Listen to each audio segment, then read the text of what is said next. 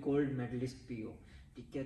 तो मैं सिर्फ ये बात करना चाहूँगा कि आपको गोल्ड मेडलिस्ट बनने के लिए कौन कौन सी प्रॉब्लम्स थी जिनको आपको फेस करना पड़ा, तो कौन कौन सी ऐसी चीज़ें थी जिसको आपने इग्नोर किया, ठीक है।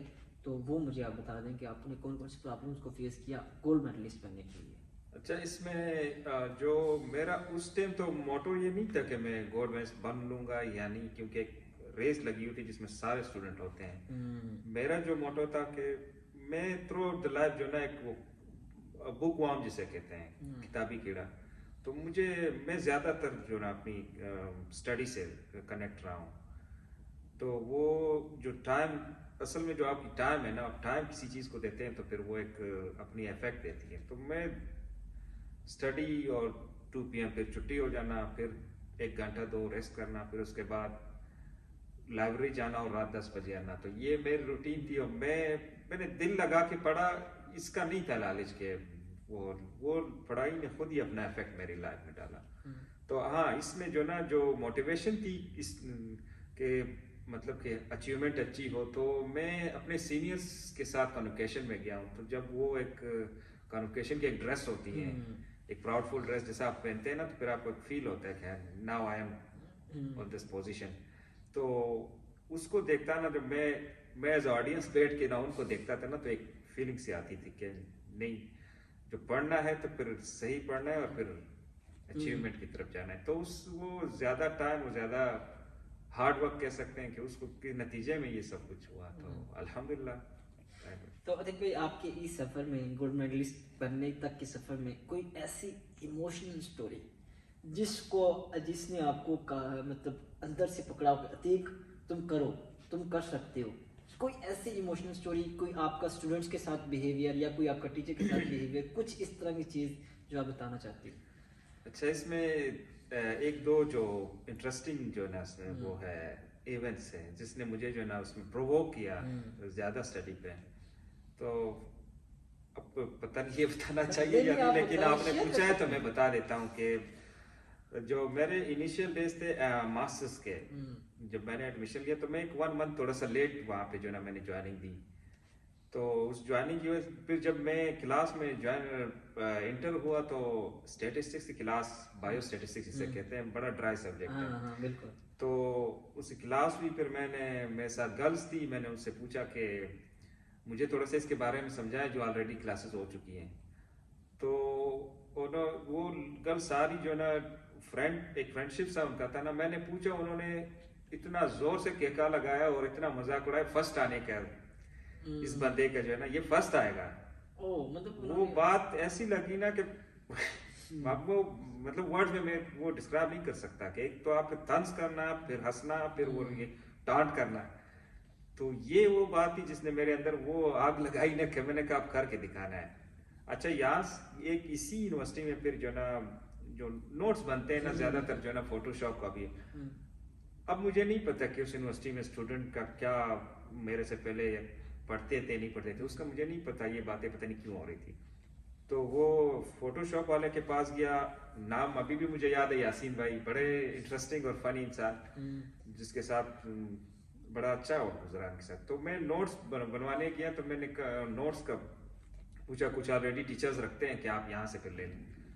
तो मैंने उनसे कहा, उन्होंने कहा बड़े लोग आए, उन्होंने नहीं पढ़ा तो ऐसे ही लेके गए, सारे जो ना एक पॉलिटिक्स में जो ना इन्वॉल्व है, आपने क्या करना है जो इधर आप जो है ना नोट्स मांग रहे, सब कुछ मांग रहे। तो वो बात ऐसे कर दी कि एक सेकंड जो ना वो था, वो प्रोवोक करने वाली जो एक स्टिमुलस था, ये दो चीजें ऐसी थी। फिर जो मेरी एचओडी थी, उन्होंने भी कहा कि बॉयज पढ़ते नहीं है पॉलिटिक्स में, मतलब अदर एक्टिविटीज में ज्यादा है, स्टडी की तरफ कम है। तो वो ये 2-3 बातें ऐसी थी ना जिन्होंने मुझे फिर सही मानों में अपनी स्टडी के साथ एंगेज किया। फिर मैंने करके दिखाना है। वैसे तो मेरा जो बैकग्राउंड है वहां से मैं थ्रू आउट द कैरियर में पोजीशन होल्डर रहा हूँ, फर्स्ट सेकंड या थर्ड, इससे नीचे कभी वो पोजीशन मिली नहीं।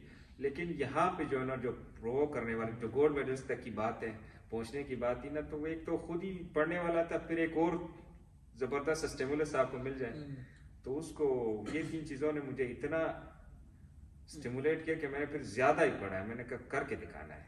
तो मतलब ऐसा है कि आप जब भी किसी नए इन्वायरमेंट के अंदर जाते हो तो आपको बहुत सारे ऐसे दोस्त, ऐसे स्टूडेंट्स मिलते हैं जो आपको मोटिवेट करते हाँ। हैं, डीमोटिवेट करते हैं। Demotivate। तो ये आप पे डिपेंड कर रहा होता है कि आपने उनकी बातों से मोटिवेट होना है या डीमोटिवेट होना है। और मैं उन स्टूडेंट्स को भी कहना चाहता हूँ कि जो आपके जूनियर्स न्यू आते हैं, खुदारा खुदारा खुदारा उनकी हेल्प क्या करो यार, उनको मतलब मोटिवेट क्या करो।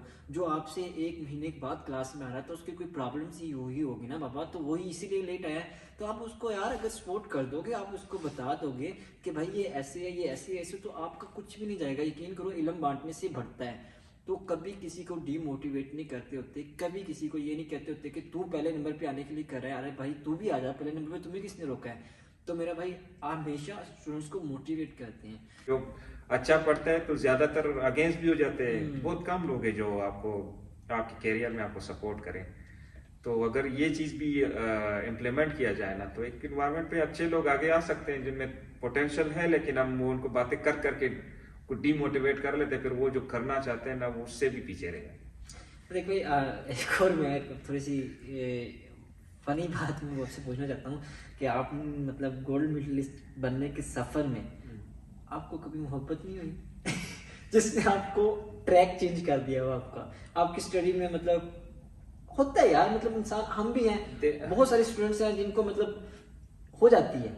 तो आपको हुई, नहीं हुई, या अगर हुई तो आपने उस पर कैसे ओवरकम किया, कैसे उसने आपने उसको अपनी स्टडी में नहीं आने दिया। अच्छा, इसमें बड़े कहते हैं कि जवानी ऐसी है कि ये अट्रैक्शन का नाम है। ये जो जवानी का एक स्टेज होता है मैरिड लाइफ तक, यहाँ पे आपको हर चीज अट्रैक्ट करती है आपको, मतलब कि लव फैक्टर उसमें आ जाता है। मैं थोड़ा सा खुल के कहूँ कि गर्लफ्रेंड बॉयफ्रेंड, बिल्कुल बिल्कुल बिल्कुल ये हो गए। फिर आप दूसरों मतलब कि अफेयरेंस में कोई चीजें देखते हैं तो ये आपको अट्रैक्ट कर रही होती है। तो आपने मेरे बारे में पूछा, इंसान मोहब्बत से खाली नहीं है, ये बात तो आप, अब मोहब्बत की जो ना वो पोटेंशियल आपकी हर एक की अपनी जो है ना उस पे है कि कोई कहाँ पे जो ना इस एनर्जी को इन्वेस्ट करता है। तो लाइफ में ऐसे मोड़ आए, लेकिन कुछ वक्त के लिए था, फिर हम संभल गए। और मतलब डिस्ट्रैक्शन को मैंने बहुत वर्क कम किया लाइफ में, यानी कि ये आपको डिस्ट्रैक्ट भी कर रही होती है। अगर आप ज्यादा टाइम दोस्तों में स्पेंड कर रहे हैं तो आप स्टडी से डिस्ट्रैक्ट हो गए। आप ज्यादा सोशल मीडिया पे गुजार रहे हैं तो ये भी आपके डिस्ट्रैक्शन पॉइंट है।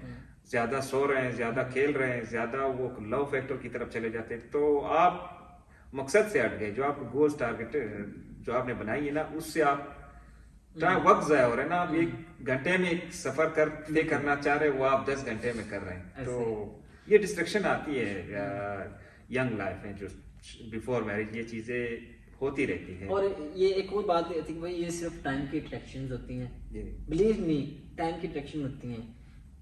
अब आप लोग मुझे पे पता नहीं कैसे बात करोगे कि नहीं, अभी मैं भी यंग हूँ तो, लेकिन मैं आप लोगों को यकीन करो, बिलीव मी, बता रहा हूँ कि सिर्फ टाइम की अट्रैक्शन होती हैं। जैसे ही आप एक दूसरे से अलग होते हो, अट्रैक्शन खत्म, हर चीज़ खत्म।